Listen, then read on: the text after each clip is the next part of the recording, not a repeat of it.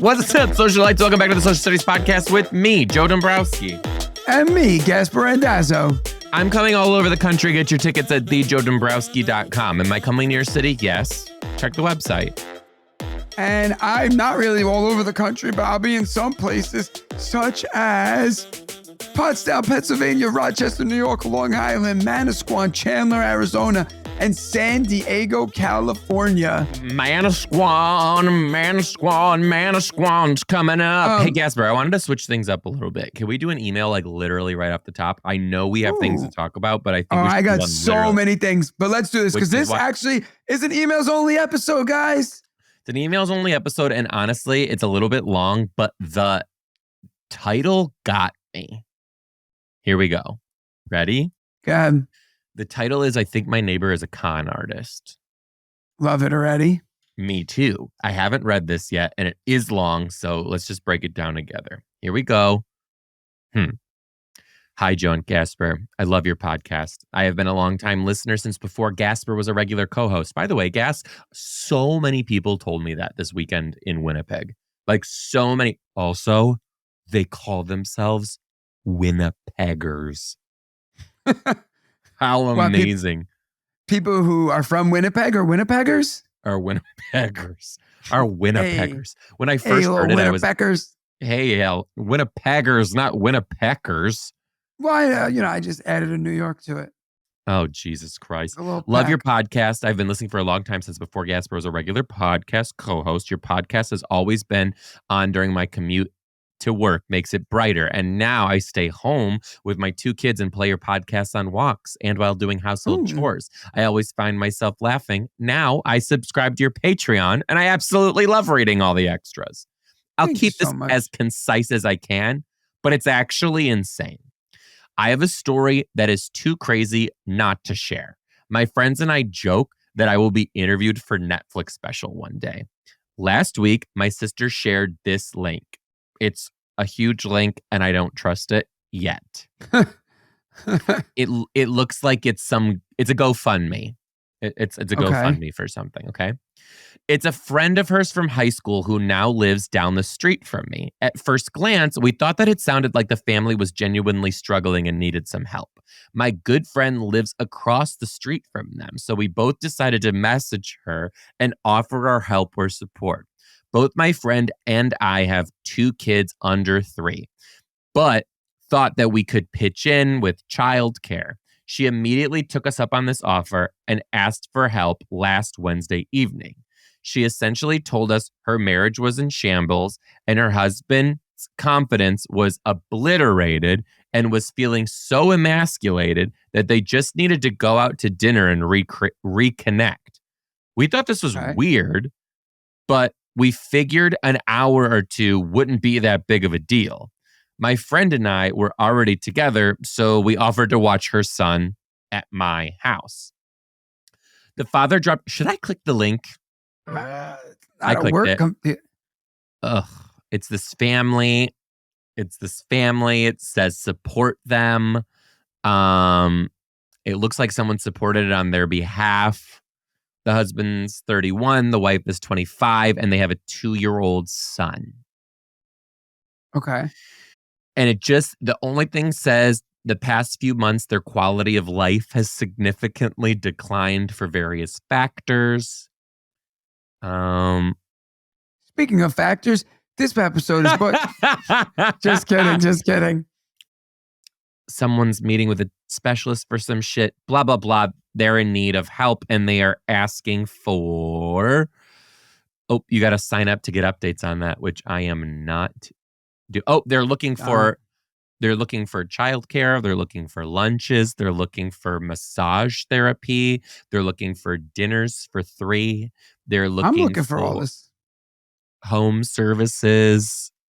Okay. All right. Well, we don't know. It's hard because, I don't know their situation. Well, we're just going off this. Out.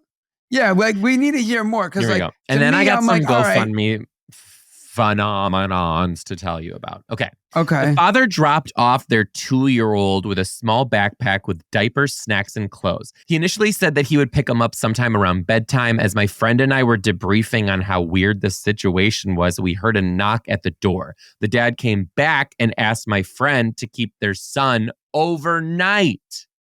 Ooh. Whoa. To me already, I'm already hating this only because like I would never just let someone watch, my just kid. Someone, but anyway. and then like, especially overnight, asked if we could watch their son overnight. We haven't even officially ever met the mother. So she was essentially leaving her son with complete strangers. My friend feeling a little bit overwhelmed agreed, thinking that they would pick her son up in the morning. As if things couldn't get any weirder, my friend got a text message from the mother at 11 p.m. saying that she and her husband were tipsy and he wanted to take her to a sex shop. And they don't even know these people? No. She asked for updates about her son as well, but the whole thing was really pissing us off. She then texts us a similar message. To my friend's husband. Then around midnight, she texted my friend saying that they were going to a spa for the night and asked if they could pick their child up the next day. My friend told her that wouldn't work as she has 2 children of her own and she needed to get to pre-K to care for them. The neighbor was then gaslighting her, saying that they all needed to improve their communication skills for next time. As if she then went into this whole message about how she'd watch my friend's daughter for her, as she always wanted a daughter but could never have one because she apparently has cancer. As if my friend would ever leave her child with this person. This is amazing. You guys stop, okay? Pause. If you are a socialite and you listen to this podcast, this is the shit we're talking about. Send us this wacky, wild, we always ask for wild shit going on in your life. Send it in. This is what we're looking for. I'm still... You're not actually, if you're still confused, it's because you're not paying attention. Because every time I come back to your screen, you're over here like a student looking down at your phone, texting ice cream man. Yeah, you fucking are. Yeah, you fucking are. But hands up, yes. Get hands up. My hands are up. But that little, play it back. No. Roll back the tapes as we heard this. First off, I've literally heard 4 hitting the table. I've literally heard every word of it. What I'm saying is, why I'm still confused is it just blows my mind that anyone would leave kids with someone they don't know. Tell me the last thing that happened. Okay, so then they went to the sex club. You were one of those kids who are really good at this. Yeah, this is easy for me. So I'm also listening to every word. So go ahead, keep going. The following morning, a friend of the neighbors ended up picking up that sad. The following morning, a friend of the neighbors ended up picking up the child at around 8:30, as the neighbors did not get home until almost 1.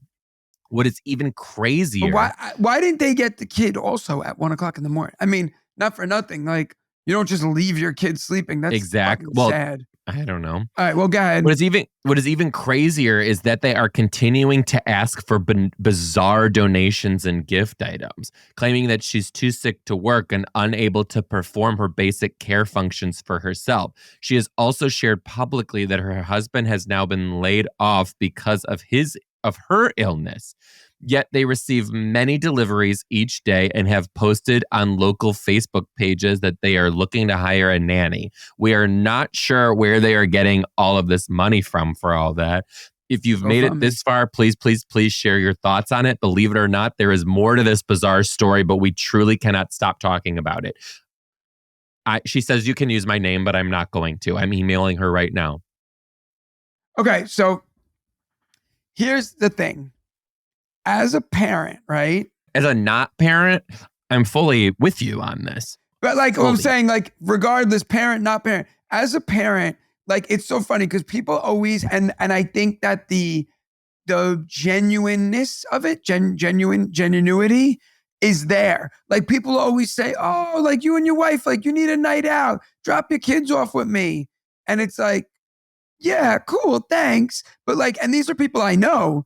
And it's like, but if you're not like close with somebody, like, I don't trust, not that I don't trust anyone with my kids, but like, I don't. no, I do because like my, like there's a teacher at my daughter's school that had my son and now she has my daughter and she also does babysit, but I would never make her watch the kids overnight. You know what I mean? I'm talking like Melissa and I go out for dinner and we go out 2-3 hours. Other than that, my sister, you know, and my mom would be the only people that we would allow my kids to like be at their house and watch them.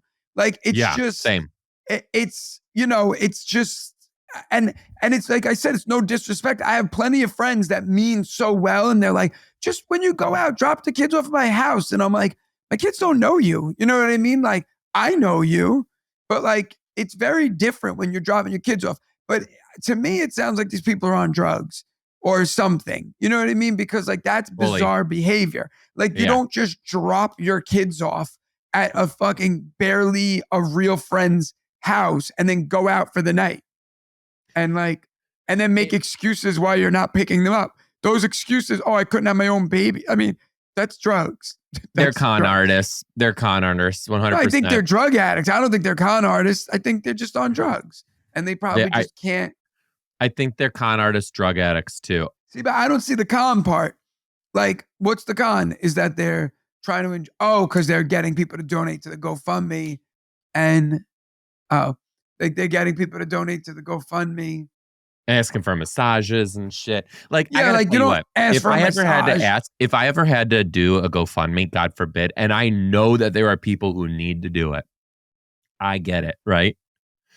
I would be like, hey, I need this much money for this thing. And I would even put there, I will pay you back when I can. And I hope I can get on my feet to a point where I can pay you back. And I would tell people to like only a little bit per person. It's not that easy, but I'm telling you who I am. I would I would say that, but I would never put in there like, oh, I need my car washed and my this. There's someone very close in my life that asked me to put their GoFundMe out there. And I was like, no, because this person had a GoFundMe for something that was kind of serious, but then would like post these pictures with a fresh set of nails and like a new purse and like all this shit. And I'm like, no, if you're asking for a GoFundMe, it's because you don't have that shit.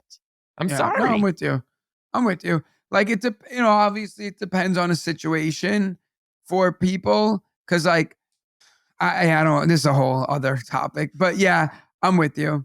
So like certain people, I think like are bad with money. And then they like ask for money, if that makes sense. And then like they don't know how to like delegate it and then they just use it. Whatever. That's a different type of person. I do agree with you. I think there are people who are just like their families were bad with money and then they're bad with money and then they're always down to the last dollar. Like, that's a different thing too.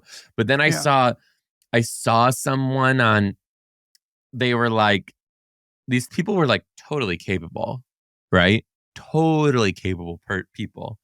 And they were putting on there, we're starving artists. We have nowhere to live. It's like, okay, I get it.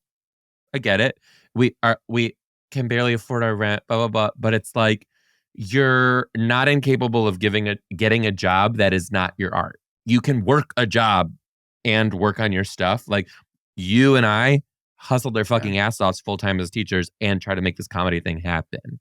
Yeah. Like, and until we could. Dude, I told you that's like my number one friggin' thing that drives me nuts is when people are like just lazy, like, and not to say lazy. Lazy is the wrong word, but like, you can't be like, I really want to be an artist, so I'm going to put all into it and then screw the rest of my life. Like, you kind of got to do both if you want. It's I don't know. Crazy. All right. So I do want to tell you something. So right now my house is in peril, which it is usually in every few months, as you know. Great word. Great word. Thank you. So I come home from work a few days ago and my floor is like bubbled up, right? In my Wait. basement. So like, what do you mean bubbled up? It looked So like a dog that just got an IV in the back. no, like mind you, we redid our basement over the summer in July. So we Hmm. get home and like the wood is like pop, pop, like a hump, like a camel hump, right? So I'm like, this is so weird. I'm like, that's weird. I'm like, I guess maybe the heat, maybe it buckled up a little. So I call Omar and I'm like, yo, Omar, Love come Omar. over. I was like, Omar, I need you to come over and fix these tiles. I don't know what you did, but it looks like shit down here. So Omar comes over and he starts like touching it. He puts his finger under it's wet. It's all wet underneath. So he's like, your tiles aren't popping up. They're bubbling up because the wood is warping underneath the tiles. And it turns out that there's a flood in my wall. There's a pipe that broke and it's just been flooding for the last week and a half. Now, the insurance adjusters were like, oh, we can't come out there for a week. I was like, well, Oh, I need to start the work because my house is flooding from a pipe within a wall, right? So I was like, I need to start. So they were like, all right, just have your guy come and take pictures as he works and then we'll figure it out. And then like we have to give him the pipe, but it's most likely not going to be covered by insurance, which is disgusting because they said if it's a burst pipe, they cover it. But if it's a rotted pipe, they don't. I'm like, how would I? Because that's like a maintenance thing. Why would I replace pipes that are in my wall? You understand what I'm saying? also, Like, it how wasn't would, your house before. well, but like, how would I know that the pipe in the wall is starting to rot? You understand what I'm saying? So Yeah. that's a whole nother issue. So we're like fighting with insurance right now to cover it because we're like, we didn't choose this. What's the difference if the pipe broke in half or if the pipe corroded and water leaked out of it? Right? There's literally no difference. But from an insurance perspective, there is. So now Melissa's like, oh my God, what if there's mold? And so Omar's like, oh yeah, there's mold for sure. Like he don't give a, Omar's just covered in spawns or spores are all over him. He's like, Spawn. oh, spores, whatever. What's that word? Spores? Mold spores. So Melissa's like, mold spores. like Melissa's like, throw the fucking house out. She's ready to burn the house down. Melissa's like, what if their toys got mold on them? What if what if in the, and I'm like, that didn't happen. She wants them to like cut the whole house down and just level the house. So that's where we're at right now. So I was going to film a video with the ice cream man. I have a friend, for those of you who are listening, he was my ice cream man. Now we've become friends. But he makes like videos. So he's like, we were going to film something else. And then I was like, dude, my basement flooded. He's like, love it. I'll be over in 5 minutes. I want to film a video. So he ended up coming over and we filmed a video of when you hire a bad contractor. But that's aside from the point. So tonight I have to take everything out of the playroom and put it. So it's 9:00 right now. We'll finish this at 10. I'll move all the furniture. It'll be great. Can't wait. So when does it get fixed for real? Well, tomorrow they're ripping up the floors to see how far the mold has Thank spread. God we did a podcast tonight. Yeah, well, they're ripping up the floors to see how far the mold has spread. And this is in your basement? Well, we have a raised ranch. You know what that is? No. I don't know if that's like a Staten Island thing. A raised ranch is like your basement's above ground. I mean, you've been in my house. It's like there's 2 floors essentially, but you walk up steps to get to my house. Yeah, and then one way goes up, one goes down, but even my basement's above ground. So ours is kind of like that too. I forgot the term for it, but ours is different. Ours is not a raised ranch. Ours is like when our house is kind of on a hill, so it's the regular floor. I think it's called our basement's actually called a day basement because 2 of the walls are underground and 2 of the walls are walkouts. Like I'm in the basement right now, but I could just walk out. So you're in a half ranch. I don't remember what they call it, but there's a different word for it. There's a different split entry? No, I don't know. Who knows? Well, whatever. Not me. Right. Apparently raised ranches are cheaper to build. All right. Yeah. I don't know. Whatever. Oh, because you don't got to dig as deep. Yeah. To put a basement. That makes sense. Raised ranch has 2 levels, one up, one down. I mean, that doesn't even make any sense. Yeah. From the main entrance, there's a flight of stairs that usually leads to the main living areas and another flight downstairs that leads to low. I mean, isn't that every house with 2 floors? Anyway. I have no idea. Another tragedy that has happened, Joe, is they got rid of school lunches for all the adults in my school. What do you mean? Apparently there's like a crackdown from the school educational lunch committee, and the big wigs came in and said that no staff members can take lunch. So there goes my lunch every day for the rest of the year. None at all? None. Which is, it's probably for the best because I was eating mozzarella sticks every day on top of a meal. You know? No. I thought of a little quiz for you. Tell me about that little quiz. I can't wait to take your little quiz, right. You little mother quizzer.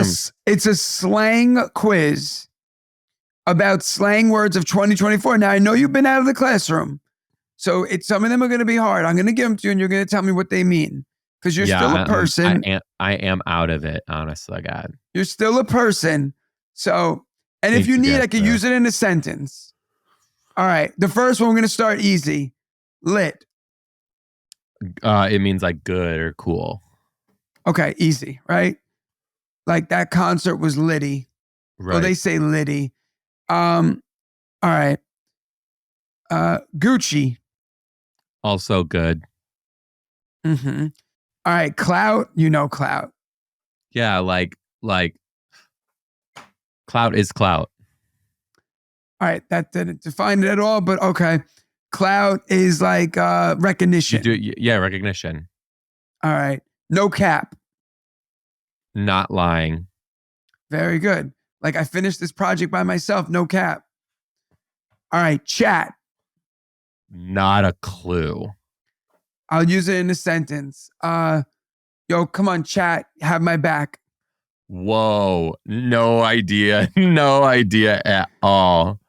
Chat means like gang, like your friends. It's chat. Like posse? I guess. It's like, yo, crew? Chat, what are we doing today? Yeah, it's like my crew. All right, what is it? But like, what does it mean? Where did it come from? Where did Riz come from? Charisma. Oh, that's true.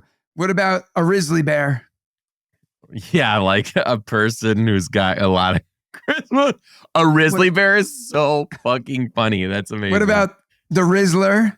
Yeah, the same thing. L Riz? That's not good. You don't have any Riz. Yeah, You don't have, and W Riz is winning Riz. Right. All right, Sigma. Yeah. They do this whole Alpha Sigma Beta thing now. And this one's big. Sigma's big right now. I don't know what they mean by Sigma. Like, it's like he does things on his own. Like the kids would be like, yo, that's so Sigma. Like you're following your own path. It's like independent. So it's like good then? Yeah, I would say Sigma's a good thing. Like Alpha's like you're the top dog. Everybody's following you. Betas, you're the bitch.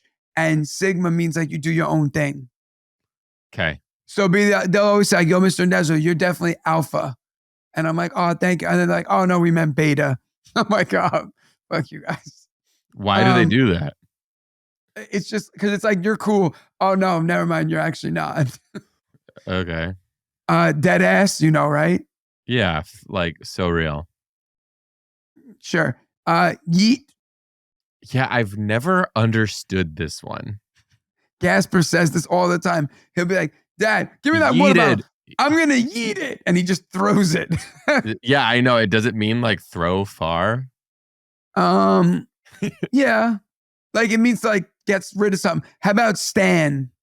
STAN. Yeah, Stan means like you like very much are into it. Yes.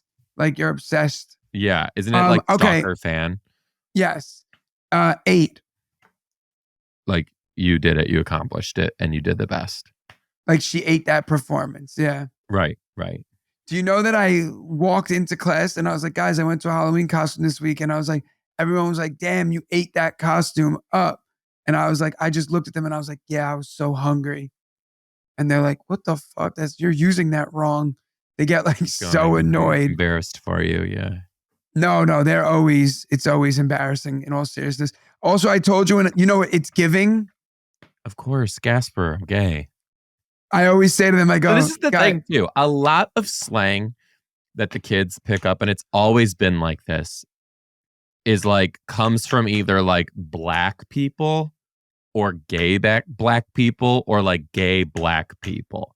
Because one of the things is I have been saying it's giving slay, like tens, give her tens, give her flowers. Like, and I know that stuff is like embedded in gay culture. And I also know specifically it originally came from like gay black culture, more specifically gay black Vogue culture from the New York ballroom scene. Like this, you can dissect it so far, but it is crazy to think like 10 years ago, like I would be like, yes, bitch, slay with my friends, like my gay friends. And literally, okay, so I was in Winnipeg, right?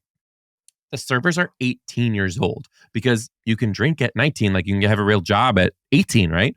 Because you work in the bar. Yeah. And they're saying shit to each other like slay. Like literally, she just said it like that. She's like, oh, we got like this many, blah, blah, blah, blah. And the other girl, slay. And I'm like, whoa, it's like weird to hear. It's like odd. Also, like you're not using it, right? Like you would never say slay like yes. You would never say slay like as an agreeing, but they do now. Well, that's like bet. Like today, they're just like, yo, you gonna go to the store? All right, bet. Right. And it's just like deadpan, like bet. Like you're going? Bet. Means yes. Yeah. Like it's giving, like that does. Oh my God, it's giving. I've been saying that for probably the past 20 years. Like it's giving very much this. That definitely comes from gay culture. And even like, not in a whatever way, but like even the way they say it, it's like, it's like a lot of kids will be like, it's giving. Like they say it like a little bit of a gay Sugar twang. Right. Gay twang. No, for real. Like it's giving, like, I don't know. Although like that bitch ate, she ate, left no crumbs. Like that is so old. Like hearing them do it is like so old. But it all comes back around, Well, I also told the kids, I was like, guys, the dance is coming next week. I was like, better bring a ladder. And they're like, why? And I was like, so you could get on my level of Riz. And they're like, Gaspar, did they go to dances? Like, is that exciting for a high school kid anymore? Because high school kids are so much cooler, I think, than like what we were. And I think it's because of the internet. So school dances are not a thing anymore. It's like kind of sad to me. Now, don't get me wrong. High school culture across the country. So what I was gonna say, maybe in like not New York City. My high school teacher from Michigan friends. Yeah, like in New York City, like people are like too cool. You know what I mean? Like the kids are like, I'm not going to the dance. Like the dance is like not cool to go to. But it's like you either go if you're really cool or you go if you're not cool. And then it's like, if you're in between, you don't go. It's very confusing. Like now, also, is homecoming still a thing now? That's so funny. That's what I was have to say. Like, is homecoming a big deal in Michigan? Yes. Oh God, yes. So like our homecoming game was like 2 weeks ago. There was like 30 people in the audience, if that. And I have a high school of 4,000 kids. And there was no dance and stuff to go with it. Oh my God. What? Okay, so my really good friend who's like the high school teacher who used to like plan all this shit and stuff, I said, are dances for high schoolers besides homecoming still a thing? And she goes, no, it's the saddest. Told you. I said, more questions. Like, it's just not, they don't go. The kids don't go. So I don't even, I remember in college there was dances. Like, remember there was like that like Valentine's Day dance, like wear red if you're in a relationship. Yeah. And I said, okay, so I go, what about homecoming week? Still a big deal? And she said, definitely. And I go, the game, still a big dance to go with it. What do you mean the game? Oh, wait, so there's homecoming dance? Homecoming week. Okay. Where I'm from, huge deal. Pretty much all of Michigan, huge deal. There's like a homecoming. No, I would say most of the Midwest. She goes, yes. She goes, yes. It's not like Texas, but we still do a really good job. Okay, yeah. That's what I'm saying. I think like New York is just like too cool. Like they think, you know what I mean? I don't think that. Like I think like kids in New York are like, I'll just do anything else, you know? Like kids in New York are assholes. I was one of them. So homecoming when I grew up, and it sounds like it's still like that, but maybe not as big. When I grew up, like it was Spirit Week. There was a different event every single day. There was a different we thing. had that. Friday was the football game. Every single person went. Saturday was the dance. How big was your school? And a parade and stuff. I graduated like 800, 900 kids. How many kids were in the whole school? 7. That's probably not true. That's like my high school self remembering it. How many kids were in the whole school? Guess I went to high school so big that there were people walking by at my graduation who I thought were seniors who graduated 3 years ago because I had not seen them in 3 years. Like how many we were in the same. Oh God, I could ask. It was so I would guess 2,000, 3,000 kids in my high school. Yeah, so like I went to Fort Hamilton, it was 5,500 kids. So when you break it down, 5,500 kids is literally like a city. 5,000? 5,500. You went to high school at 5,000? So your graduating class was like at least 1,000. It was like 1,200 probably, yeah. So did graduation take forever? I think it was broken up into sections. We had to do it. Just your class? Yeah. Oh, that's amazing. So ours was broken up too. Our day was broken up. We couldn't fit 5,500 kids in the building at once. Okay, so our graduation was at the Palace of Auburn Hills, which is at the time where the Pistons played basketball and the Red Wings played hockey. Like that's how big our graduation was. Ours was at, I don't remember where Madison Square Garden. No. I also, Gaspare, that's so crazy. Can I say one thing real quick? That's not a lot of people though to us. Because you live in New York, you're surrounded. Isn't that weird? Like the thought of like, oh, it was in like Brooklyn. It was just in like a college auditorium. Like it was nothing crazy. Like it was just 5,000 people. Yeah, which, I don't know. I think about it's insane.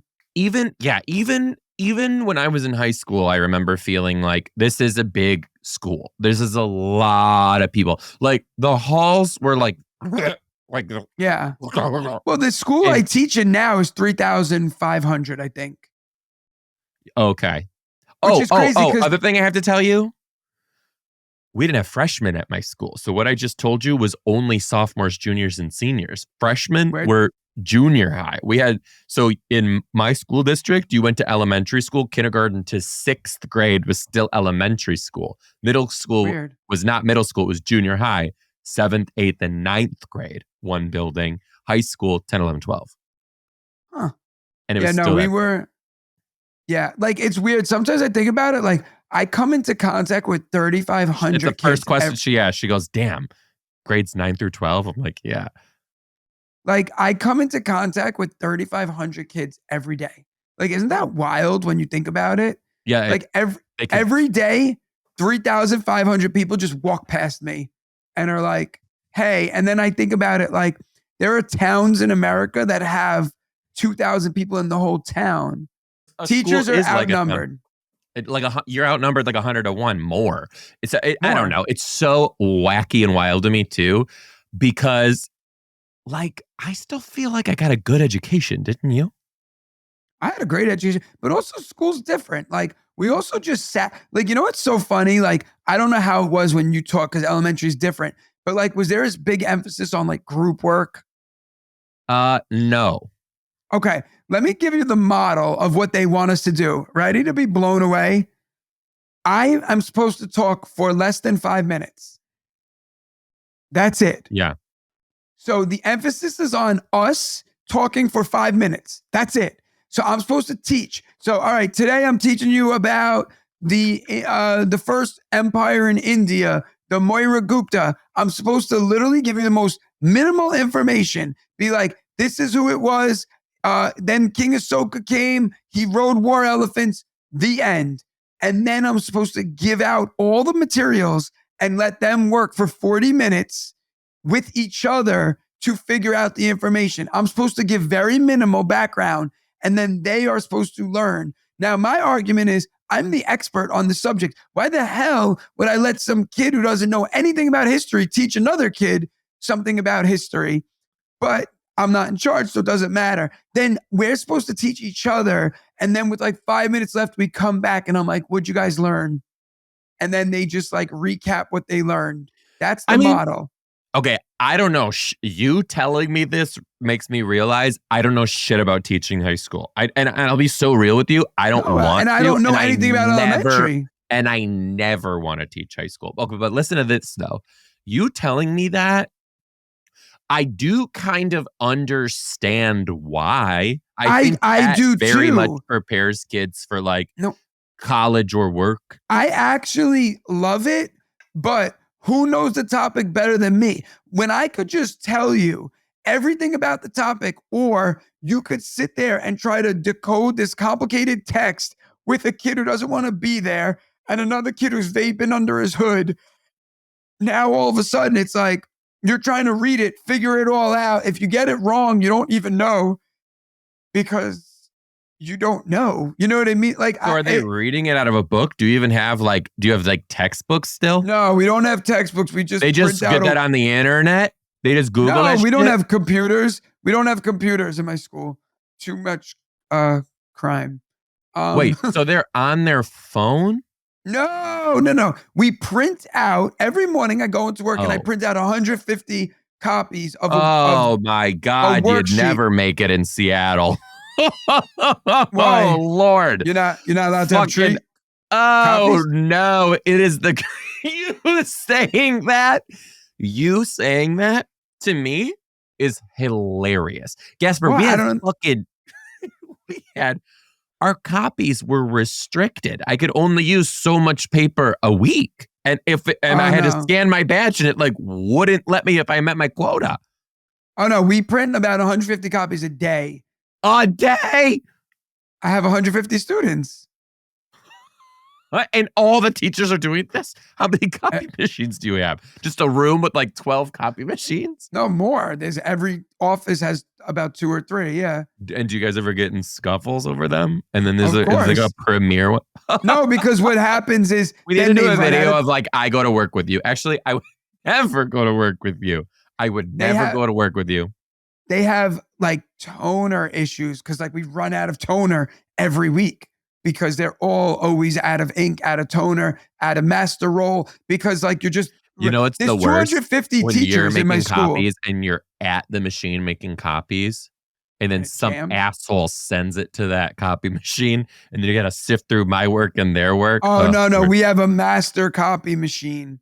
We also have 250 teachers in our school. Yeah. So if 250 teachers every day are making 100 copies, that's how many copies a day? 25,000 a day. Oh. Right? Yeah. What happened now? So my friend who I've been texting about this says that she has the smallest sophomore class that she's ever had. It's not even 500 kids. Mine was like in the 7th, 8th, 9th, right? It's not even 500 kids is the sophomore class. And it's the smallest that it's been in forever. And she's saying that the recession in the 2000s when these kids were born were meaning that parents were like not fucking or using way more birth control to not have another or more kids. Okay. Because they couldn't afford more kids. And she's like totally seeing it right now because the class sizes are so small. Well, you know what? I'm seeing right now, these kids are finally like a little more normal. Like kids post-COVID, like they were in late elementary school during COVID. So I think that they actually are okay because they had like 6th grade, 7th grade in person. And so like they're a little more normalized. Like, wait, I'll just want to say, because like the kids I had for the last few years, their whole middle school experience was during COVID. So they went right from 5th grade to high school, like without seeing people in person. So they came to class like crazy. But like these kids are a little more adjusted. They're a little more polite, I think. Oh my God, they did. They got you went from middle school You And it went was from fifth like, grade to high school.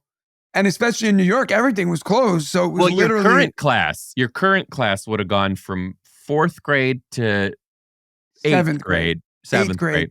So they like But at had a least year they to got a adjust. little bit of middle school. Right. Right. Isn't that Isn't wild? it crazy to think that like the pandemic was almost 5 years ago? Well, I mean, Lucy is Lucy's COVID. Her birthday was COVID, the start of the city shutting This down in New this York. this year, this It'll be March. 5 years. That's insane. It doesn't even feel real. I remember How long have you been friends? Didn't we meet in COVID? we met during COVID. We've almost been friends for 5 years. Look at us.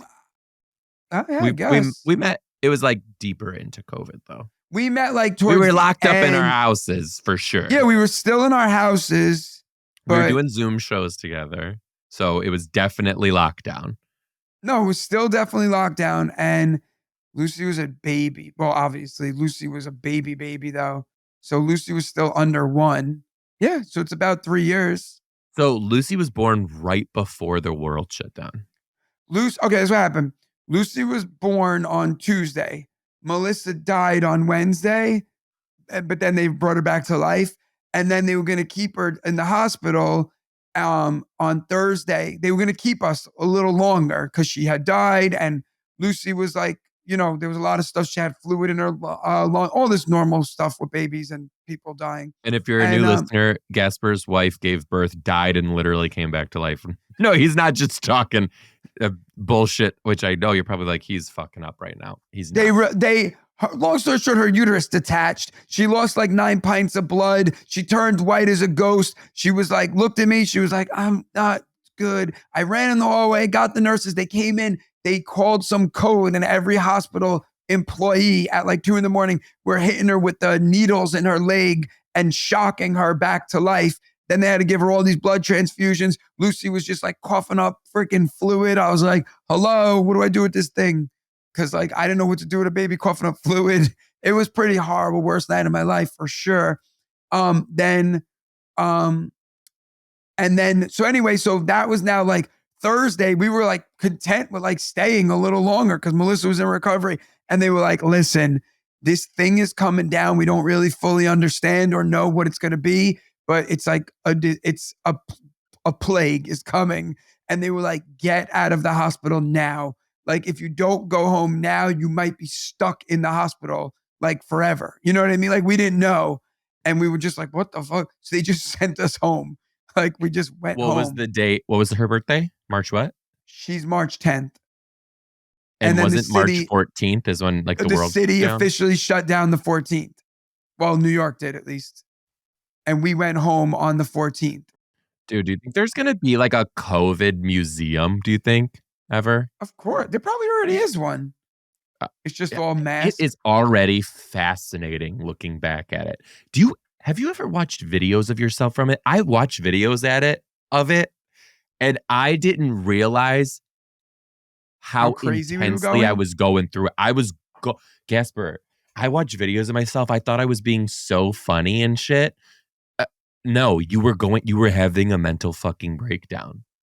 So like the only thing I'll say is that like kept my sanity is like I had a day-old newborn. So like honestly, like the world would have stopped for me anyway, like as far as like doing things. So like that was kind of great. Like in the beginning, like, hey, don't worry about going to work. Just stay home with your baby. Whereas, and I would have went back 3 days later to work, and I would have just continued going to work and running home, being up all night feeding the baby.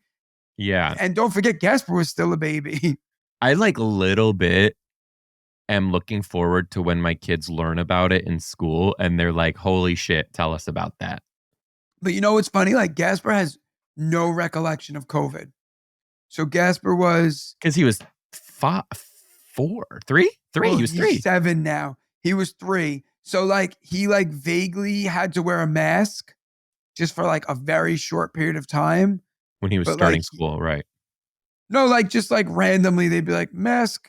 And then like the next day, like, nah, don't worry about the mask. He was in pre-K. The next day to be like, don't come to school, right? No, like they couldn't wear a mask. They just were like, the masks were, But he doesn't even remember anything about masks. It's so crazy to think and talk about. And it's so crazy. I always think about this too. It is so crazy the things of today that are just like normal because of like this, like what we're doing right now. Yeah. Like this. Like, do we do this? If COVID doesn't happen, are we able to record across the country? In 2020 or January through March, we would have never had there were no such thing as podcasts with people who did not live in the same city and do it in person together. I remember telling my managers, because I had the first renditions of this podcast. And I remember being like, before COVID even happened, I was like, no, I'll get guests to like Skype with me. Like I'll Skype them in and we'll figure out how to like record that. And like, that will be the podcast. And they're like, I don't think a lot of people are going to do that. And I was like, yeah, now it takes everything to get me out of my fucking house. Dude, you know what's even more crazy? And then we'll wrap this up. Skype had like a 15-year head start on everything. Oh my God. How did it not win the bid for everything? Like, why did we use Zoom for everything today? When Skype was just sitting there. But I bet Skype's like a multi-billion dollar company because it's still like the international call way. And was Zooming just an American thing? I never even heard of Zoom pre-COVID. When was Zoom invented? Before that, for sure. Zoom was created, 2011. But, all right, so I guess Zoom was around. But Skype came out in 2003. Dude, I actually remember when I was in China, I remember Skyping my family. I was in China in 2000 and when did we graduate high school? 7? Yeah, I Skyped in 2008. I Skyped my family once. It was like the most broken camera ever. I was in some cafe in China I remember being like 12 and going through like in Epcot in Disney World, you can go through that ball and it's supposed to show you like what the future was going to be like. And I remember they had animatronics and it was one country of this American family. And then like you turned the corner and there was another like Chinese family who was talking into a screen, but like they were, when you as the person looked at the screen, it was that American family that you just saw, right? And I remember being like, oh, that's crazy. You're going to be able to talk to person and see them from all over the world. You can do it from your fucking phone now. Yeah. Why do we still call this phone? Isn't that weird? Why do we still call this a phone? This is not a phone. This is a tiny computer. There's more technology in your phone than there was on the first rocket ship that went to the moon. Yeah, that's crazy. Yeah. God, we got to call it. You guys, we can do this right. This is literally our friend. Crazy. I know, this should make me. I can't wait to see you in a couple weeks. I know, we're actually going to be like together. No, we're not. No, we're not. You're definitely not coming to the Atlantic City and Newark shows. The fact that I've gotten messages like every day about it, I'm pretty sure everyone already knows. Well, it's going to be fun. All right, guys. Thanks for listening to the Social Studies Podcast. You can become a Patreon member at patreon.com/the Social Studies Podcast. Watch us on YouTube at the Social Studies Podcast. Follow us on Instagram at the Social Studies Podcast. And just like our friend did in the very beginning, send us your wild ass emails to thesocialstudiespodcast@gmail.com. That's thesocialstudiespodcast@gmail.com. thesocialstudiespodcast@gmail.com. Use code SOCIAL at checkout. Bye, guys. Have a wonderful day.